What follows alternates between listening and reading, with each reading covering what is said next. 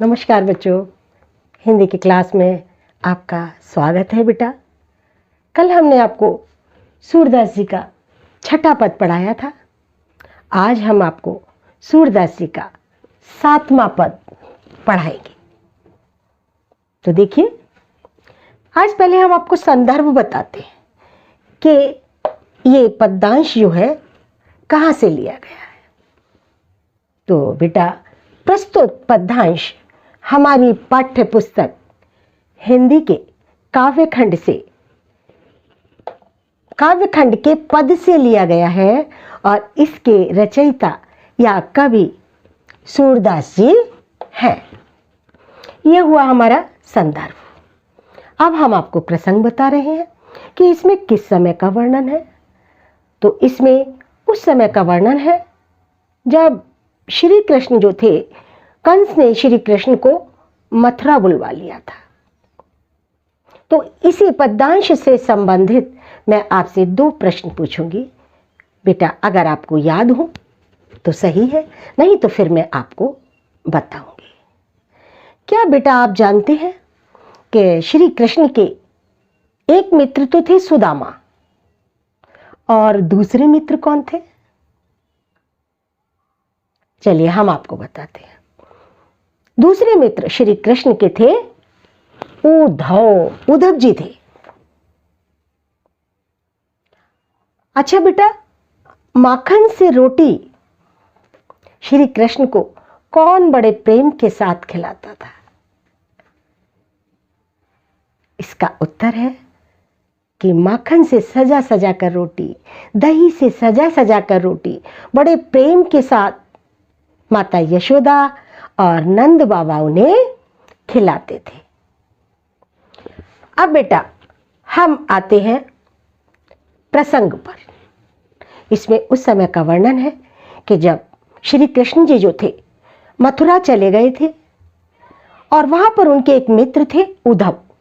तो उद्धव जी श्री कृष्ण से ये बहुत कह रहे थे कि तुम वहां की याद इतनी क्यों करते हो। कहाँ की? गोकुल की, वृंदावन की। तो कृष्ण ने उन्हें वहां पर वृंदावन में गोपियों के पास भेजा कि अगर तुम्हें विश्वास नहीं है तो जाकर वहां खुद देखो कि वहां के लोग मुझसे कितना प्रेम करते हैं। अब उद्धव जी गोपियों के लिए योग की साधना सिखाने गए थे और ये कहने गए थे कि श्री कृष्ण से प्रेम इतना क्यों करती हो, मत करो, निराकार ब्रह्म से प्रेम करो, योग साधना में लग जाओ। लेकिन होता इसका उल्टा है। जब वहां से उद्धव जी वापस आए तो गोपियों को योग साधना सिखाना तो दूर रहा, वो स्वयं भी गोपियों के और गोकुल वासियों के प्रेम में रम गए।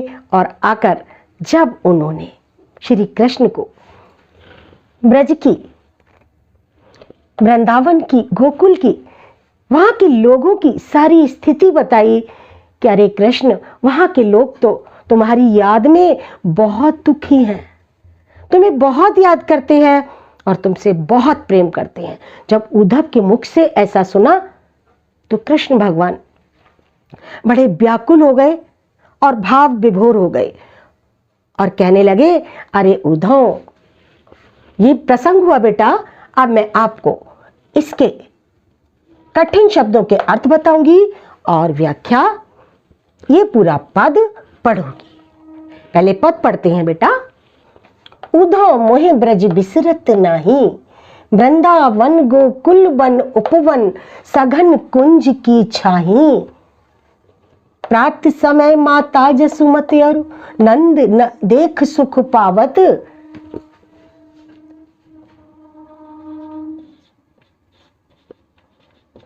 नंद देख सुख पावत और माखन रोटी दह्यो सजायो अतिहित साथ खवावत। गोपी ग्वाल बाल संग खेलत सब दिन हसत सिरात, सूरदास धन धन ब्रजवासी जिनसो हित जदु जात। ये बेटा हमने पूरा पद पढ़ा। अब हम आपको कठिन शब्दों के अर्थ बता रहे हैं। उद्धव, हमने आपको बता दिया कि उद्धव जो थे श्री कृष्ण के मित्र थे। ब्रज जहाँ पर श्री कृष्ण पहले रहते थे। वृंदावन भी वहीं पर था। गोकुल जहाँ श्री कृष्ण का पालन पोषण हुआ था। छाही माने परछाही। प्रातः आप जानते ही हैं प्रातः काल का समय होता है। जसुमती माता यशोदा के लिए कहा गया है।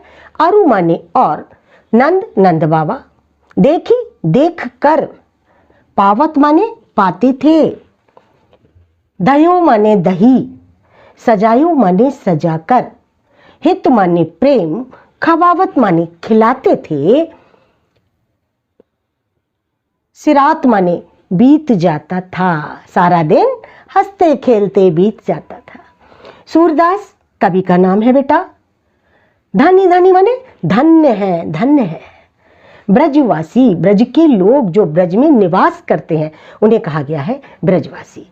हित माने प्रेम, और बेटा जदुजात ये श्री कृष्ण के लिए कहा गया है। ये कठिन शब्दों के अर्थ हुए बेटा। हमने आपको पद भी पढ़ लिया और कठिन शब्दों के अर्थ भी बता दिए। अब देखिए इसमें रेखांकित अंश कौन सा है। रेखांकित अंश है इसमें बेटा ये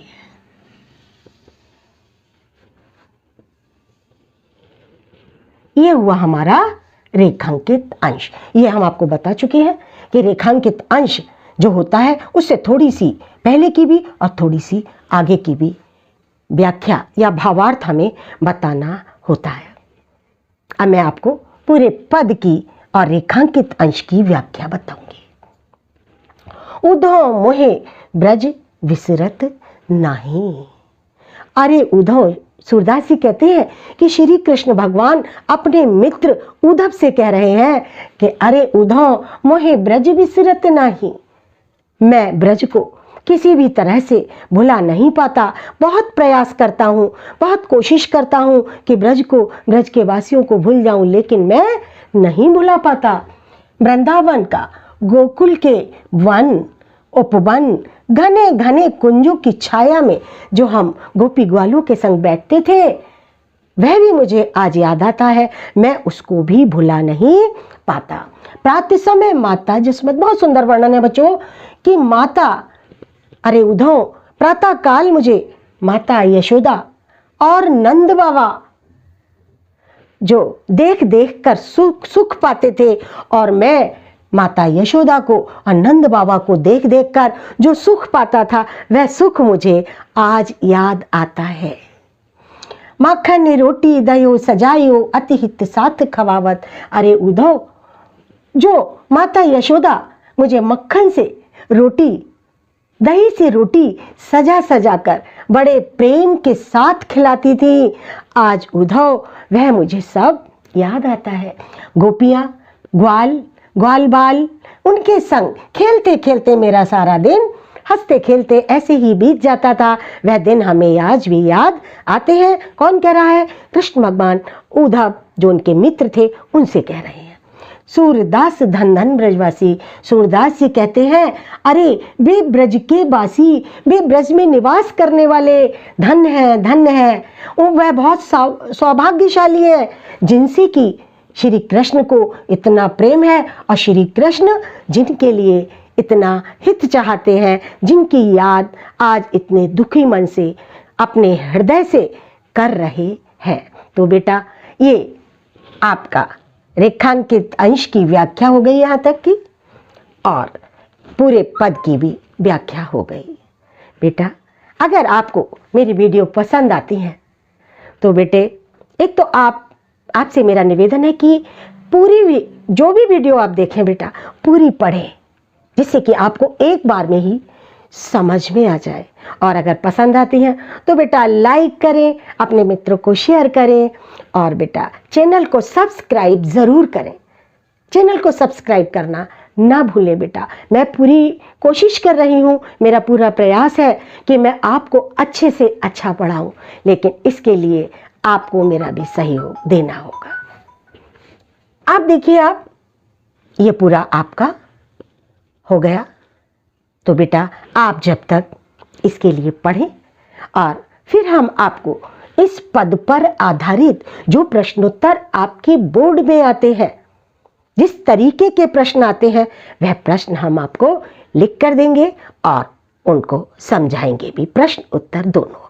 आप इतना जब तक पढ़िए।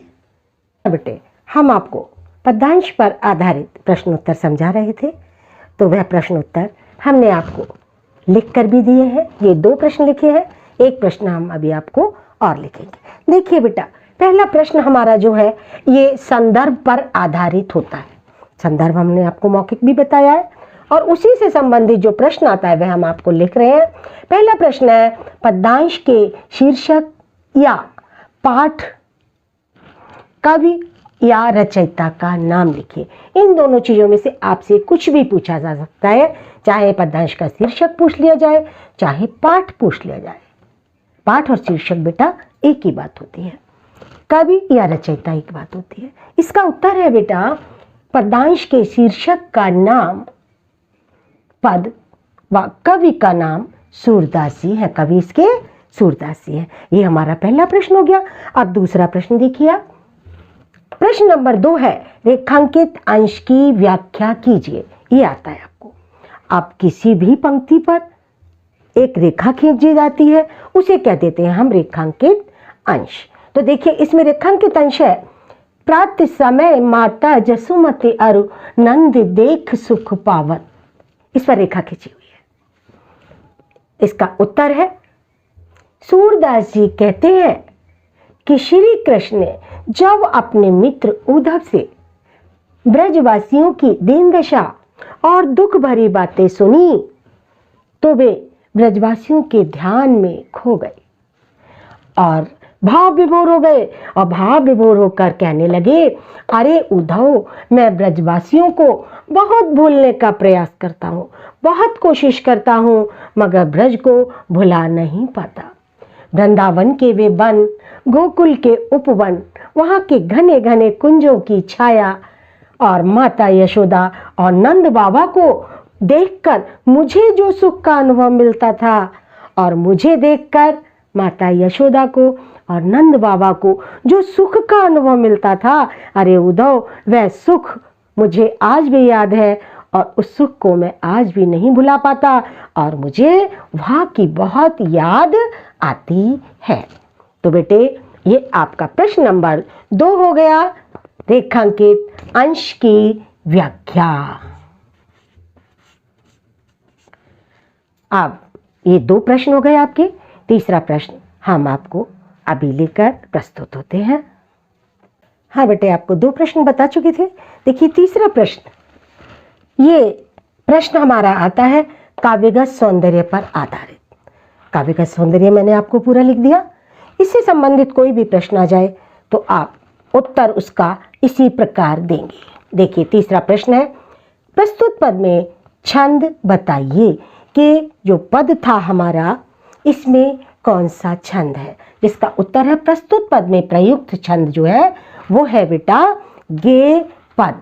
गे पद का मतलब हम आपको बता चुके हैं कि ये पद जो है लय के अनुसार, ताल के अनुसार गाए जा सकते हैं। सूरदास जी के जितने भी पद हैं। काव्यगत सौंदर्य, भाषा कौन सी है बेटा? भाषा है सरल, सहज, ब्रज भाषा का प्रयोग किया गया है। रस कौन सा है? इसमें श्रृंगार रस है। छंद गे पद है, जो हमने आपको प्रश्न में भी दिया है। कौन सी शैली का प्रयोग किया गया है? मुक्तक शैली का प्रयोग किया गया है। अलंकार, अलंकार को देखिएगा जरा ध्यान से बच्चों, कि योग का संदेश भेजने में, जहां उन्होंने योग का एक तरफ संदेश भेजा और फिर कहा कि अरे उद्धव, मुझसे ब्रज भुलाया भी नहीं जाता, तो दोनों में विरोध है, विरोधा, इसलिए यहां पर है विरोधाभास अलंकार। आप केवल ये भी लिख सकते हैं कि प्रस्तुत पद में विरोधाभास अलंकार है। फिर ब्रज बिसरत नाही, ये भी लाइन थी हमारी। इसमें है बेटा अनुप्रास अलंकार, क्योंकि ब्रज बिसरत 2 बार आया ही वह, इसलिए ब्रज बिसरत नाही में अनुप्रास अलंकार है। गुण माधुर्य गुण का प्रयोग किया गया है प्रयुक्त पद में। शब्द शक्ति है अविधा और व्यंजना। तो ये बेटा पूरे पद की व्याख्या हमारी पूर्ण हुई। बेटा आपसे फिर यही निवेदन है कि पूरा जो भी वीडियो देखें, पूरी देखें और पूरी पढ़ें, जिससे आपकी समझ में बहुत अच्छे ढंग से एक बार में ही आ जाए। अपने मित्रों को शेयर भी करें, लाइक करें चैनल को सब्सक्राइब जरूर करें और बेटा कमेंट करके हमें बताएं कि हमारी वीडियो आपको कैसी लगती हैं, पढ़ने में अच्छी लगती हैं या कैसी लगती है। कमेंट भी ज़रूर करें। धन्यवाद बच्चों।